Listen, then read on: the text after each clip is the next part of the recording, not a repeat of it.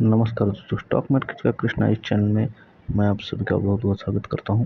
अगर आप नए हैं तो प्लीज़ हमारे चैनल को सब्सक्राइब कीजिए और बेल आइकन को क्लिक कीजिएगा, क्योंकि इससे आपको हमारे कृष्णा इस चैनल की वीडियोस पे आपको नोटिफिकेशन मिल सकती है। बेल आइकन को ऑल प्रेस कीजिएगा। तो आज का जो हमारा टॉपिक है वो है कि आपके पास जो डाउन पड़े हैं स्टॉक, वो होल्ड करे या उसमें और कोई एवरेज करे या सेल करे, या फिर ये स्टॉक बाय करने का सही वक्त है। देखिए, ये सब चीज़ें समझने से पहले हमको एक चीज़ समझ लेगी, कौन सी मार्केट कैसे वर्क करता है।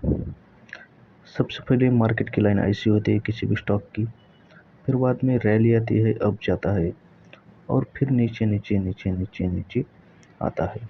और मार्केट ऐसे ही काम करता है, फिर अप जाता है, फिर नीचे नीचे आता है, ऐसा अप और ऐसा हिल्स की तरह काम करता है।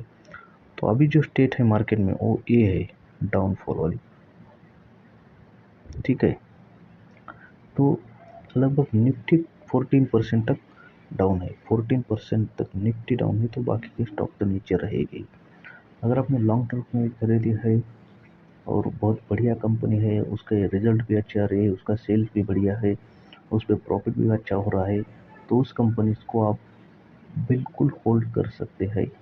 निफ्टी 50 की अगर कंपनी है या फिर टॉप की कंपनी है, उस पर कुछ ज़्यादा कर्जा नहीं है, तो ये चीज़ें जिस कंपनी में है उसको आप बिल्कुल होल्ड कर सकते हैं।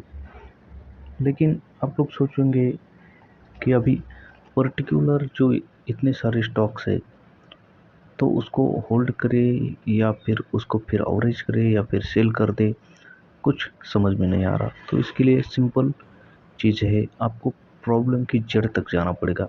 प्रॉब्लम की जड़ क्या है कि वो जो पोर्टफोलियो आपका स्टॉक है एक, तो नीचे क्यों आ रहा है।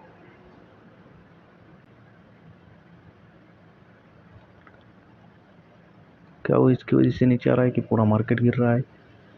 क्या उसी कंपनी में फॉल्ट है? उस कंपनी में इंटरनल या फिर एक्सटर्नल कोई प्रॉब्लम चल रही है? External internal problem. Internal problem मतलब क्या?